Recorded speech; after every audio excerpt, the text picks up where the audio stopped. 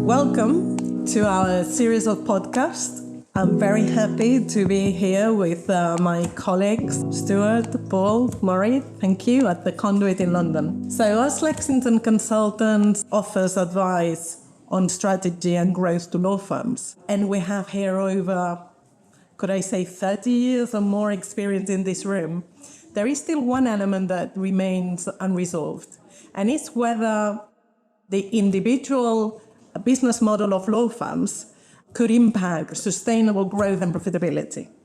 Now, based on that question, we want to frame, or I would like to frame the conversation today based on an RFP, a request for proposal from one client that sent it to a group of law firms that we thought it was interesting, and we are going to break it down and then see what elements it brings us for us to discuss. Especially because it wants to focus about the business model of the law firm and wants to focus about remuneration, which we have not really seen much before. So I'm going to just read it and then we can discuss. So the question reads, we want to work in partnership with our advisors and would like to understand more about your compensation model and how it rewards collaboration and teamwork. Please particularly describe how the relationship partner will be compensated and or incentivized to manage our relationship in a collaborative way, and how you balance matter profitability with the provision of high quality service. So if we break it down, what I would like is maybe to start with when they talk about working in partnership with a law firm, what does that mean? I think there's probably a top-level issue that we need to consider in relation to exactly what the client means by collaboration and teamwork. And I've got sort of three categories. Broadly, collaboration across their legal function or the business with the law firm. So I'm an M&A lawyer by background, and a good example of what I mean here, based on sort of my practice experience, would be in a due diligence exercise, where it makes sense sometimes to divide up who should be reviewing what. In most instances, the client team, the client's legal team, is likely to have a much better idea of how their business runs than the law firm. So if they have the bandwidth, and it's a big if, it quite often makes sense for them to review some of the business contracts, and that would be one example. So how can this collaboration be scoped and managed effectively? So there's that one level of collaboration. There's a second level, which is collaboration across the law firm. And I'd break this down again at partner level. So if you think about it from the client perspective, their expectation is likely to be that they will get the best resource to provide the legal service agreed. Now, if this means that the originating partner is bringing in her or his colleagues from other practices, then that absolutely should happen. And from the client's perspective, the mechanics of internal referrals or allocation is entirely irrelevant.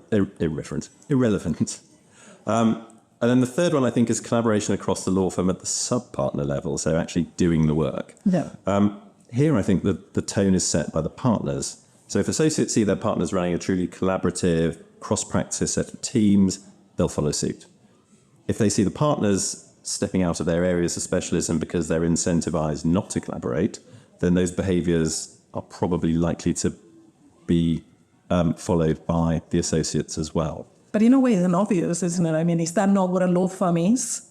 A group of partners, working together and providing this type of services? The other thing to add on to this is from the client perspective, they will pay premium pricing, and this is what all our research shows. They will pay premium pricing for the matters that are important to them, that are cross-jurisdictional, and that are cross-practice.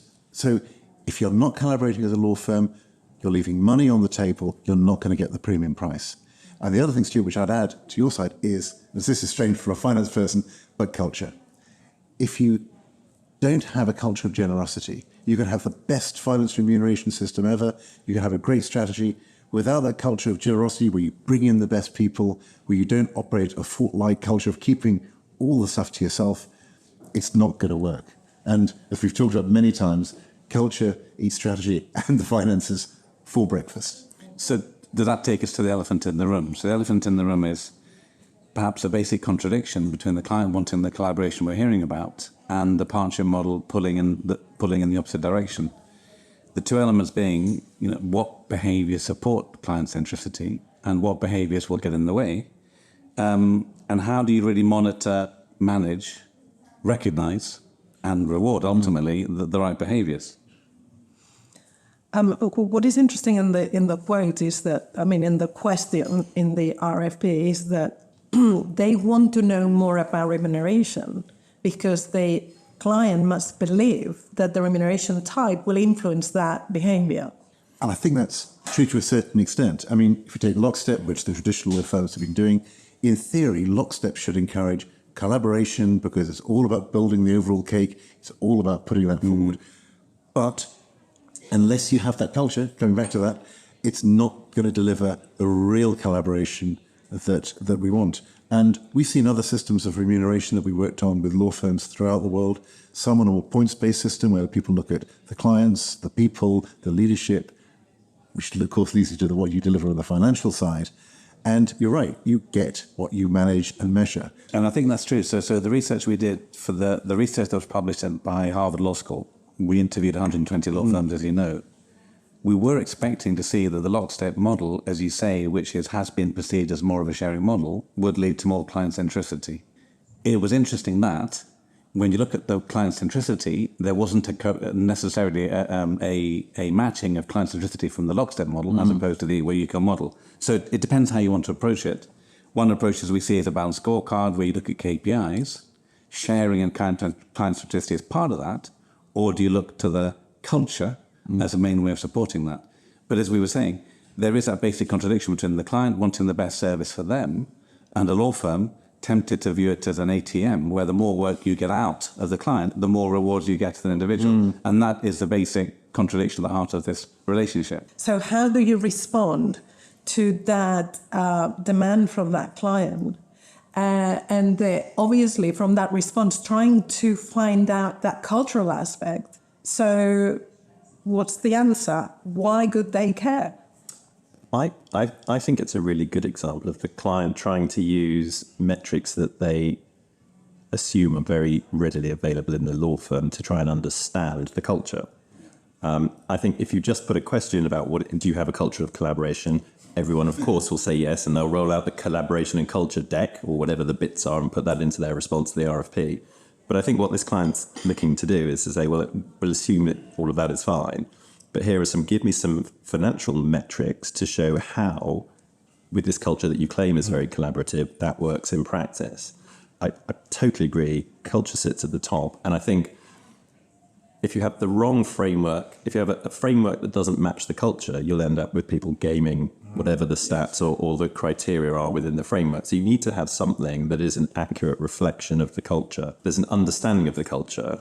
And then based on that culture, what framework would work best for the law firm to enable whatever the cultural outputs are to be delivered. Yeah. I think it also can be important to say which bits of our culture do we want to take forward and which leave behind. And there's a real cost in not delivering collaboratively and not having that collaborative culture. And I think the headline at the moment is the accountancy-based Big Four law firms who have lost a lot of people recently. And one of the problems, and I used to work for one of the Big Four, is a lack of collaboration within the different arms of these units, of these firms. And in theory, when you look at their resources, when you look at their strengths, when you look at their people, they should be absolutely taking over the world. They're not. They're still big, they're still growing, but they're losing people. So there's a contradiction, and Stuart said it, between the client saying, how do you collaborate? It's a very fair question. What are your KPIs? And just a total mismatch with what law firms are able to deliver at the moment. What behaviours support client centricity? How do you put the work to the right person at the right price, deliver it in the right way, deliver trust? So that's the first part. What are the behaviours that get in the way of the current model? Department targets, financial expectations, individual targets, and team. And what have we seen in terms of best in class, either in culture supporting this client centricity without misfiring on the financials, or is there the perfect KPI that will align behaviours to delivering the work the client wants in the way they want it? Huge amount of really important questions there. I mean, let's start off with the customer centricity and some really good work that was done with one of the big UK law firms on Harvard Business School case study there, which is to really refocus the law firm and the lawyers on the client needs, but not doing it in the traditional way, which is that we've got a couple of great business development partners to process it, put systems in place, put training in place, so that the lawyers who are perhaps brilliant at a particular area of law, but are not naturally great at understanding the client's issues, allow that to happen. Because I think that's the core of that client centricity. And then from then, you expand outwards. What is it that you need to do? What is it you need to keep doing? What is it that you just stop doing to keep delivering that client centricity? And then build up a KPI system that measures that and drives that forward, and crucially rewards it both monetarily, both in recognition terms, and in the day-to-day senior partner, managing partner, walking around the firm saying, great job to an individual, well done. So that instant response, because that drives business as much as everything else. And I think this goes back to the key question of the unresolved issue, and it's that when we talk about collaboration, it's not only what here they call it teamwork. Is collaboration, is that generous element that you were saying about putting information, data, context, like is the firm's client, not my client. When we talk about culture, we talk quite often is, are we still on the silos approach? Are we moving into that structure approach, or can we be strategic? To me, the competitive advantage is when the firms become strategic. And generally, what it tends to happen is that there is a system around that is able to understand the client needs, but also from a data perspective and a trends perspective. And then the lawyers and the partners become relationship, but also providers within that overall bigger strategic approach. I think I just like to put one particular phrase there that I think at the heart of this, it's the firm's clients, not the individual's clients. And I've seen too many situations where the arms go around, the walls go up, and that partner dominates and controls a particular client. It's not good for profitability. We've talked about in terms of collaboration. It's not good for the long-term success of the firm, because at some stage that partner will retire, leave, be headhunted, or whatever. It's an absolute classic. Any conversation that a headhunter has with any partner is, what is your book of business? Yeah. And I think that's just the market that's accepted. And even firms in that market who are more firm-like than a collection of individual practitioners, there is an understanding that's the way it goes. Yeah. In other jurisdictions and in other markets, there is a much more collaborative ethos.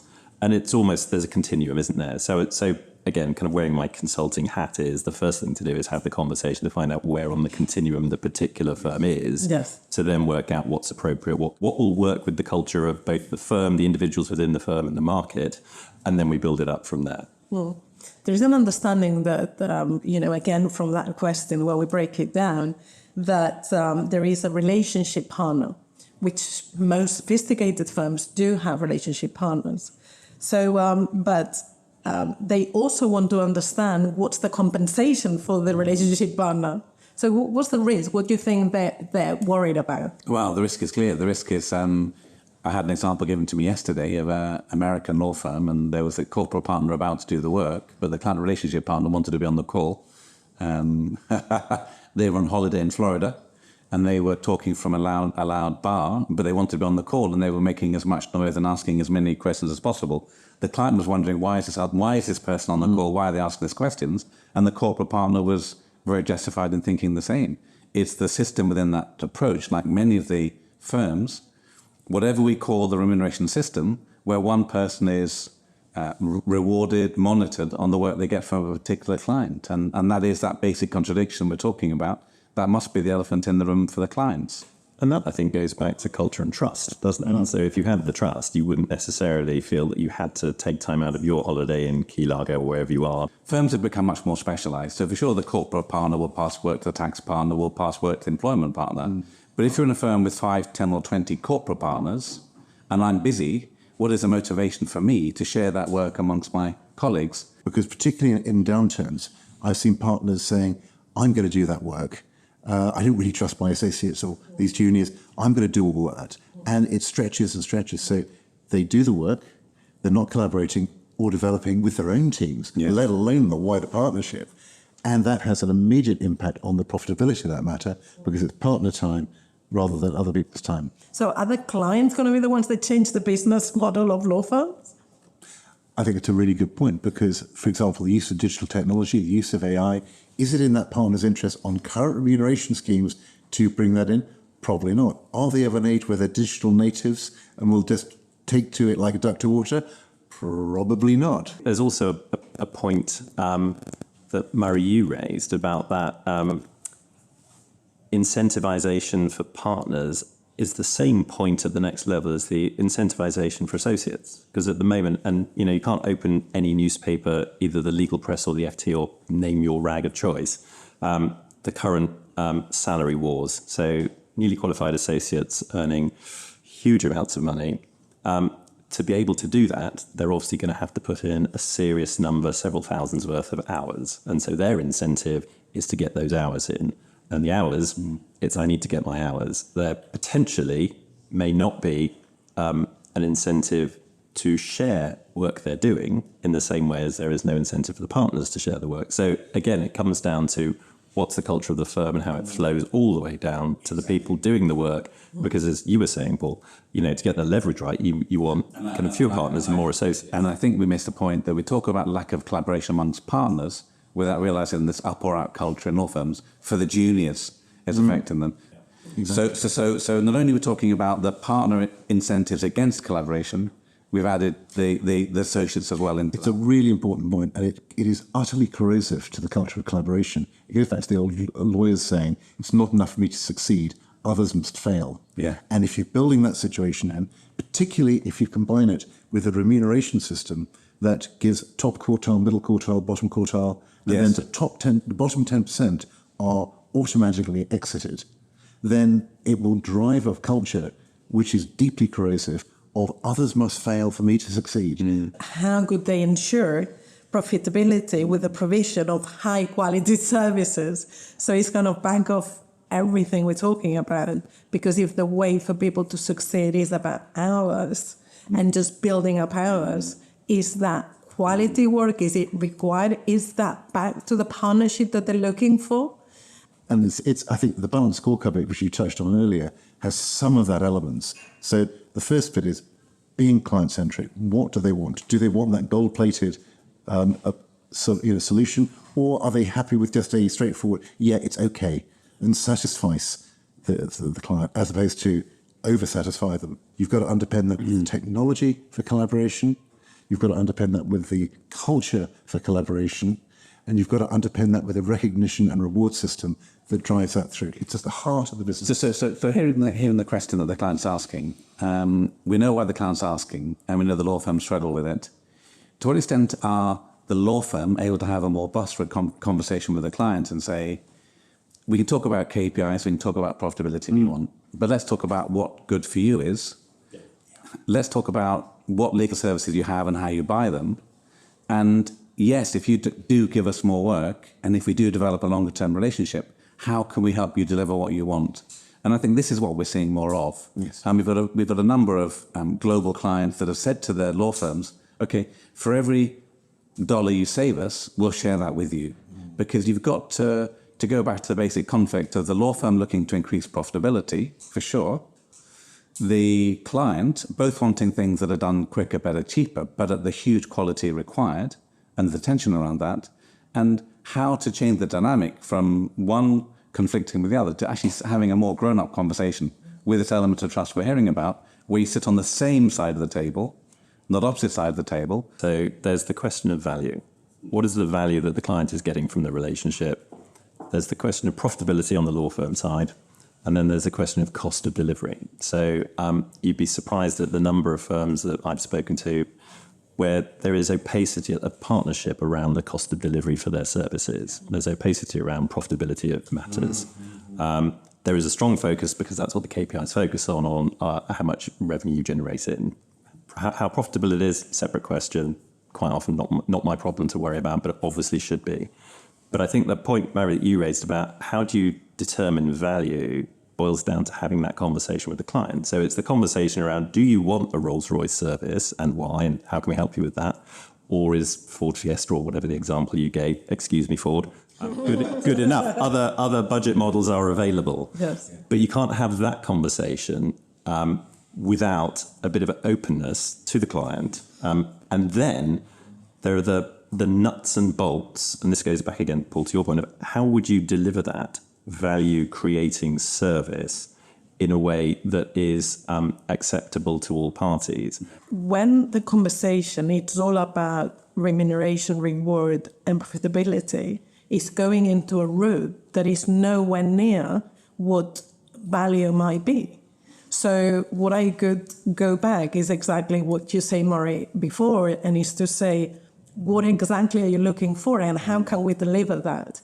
I think this RFP, from my perspective, what it's trying to do is just looking at hard levers for soft levers. So culture, trust, collaboration, they're very clear element that they require as a value.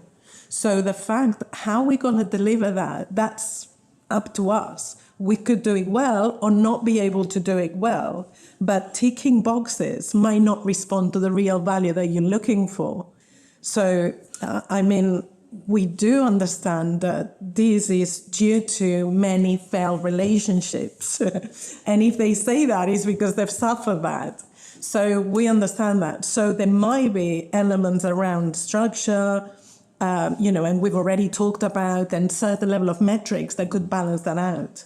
But I think value has to be at the bottom of it, and understanding how to provide that value has to be the way forward from my perspective. I think there's an assumption that law firms can handle complex tasks efficiently. And in doing so, they'll either be assisting in a space where the client doesn't have a capability, or because they can be more efficient, they will save clients the time and effort of trying to do it themselves. So we're seeing, and I'm sure everyone around the table is, with the ongoing pressure on costs, clients looking to build their own capabilities, take work in-house and augment their internal capabilities with technology or improve processes. So again, I think law firms, if you're thinking about it from the law firm side, they need to ensure that they're both managing their work in the most effective manner and are set up to be able to collaborate with client teams in situations where work can be split and completed collaboratively. And then there's the sub-collaboration within the law firm as well.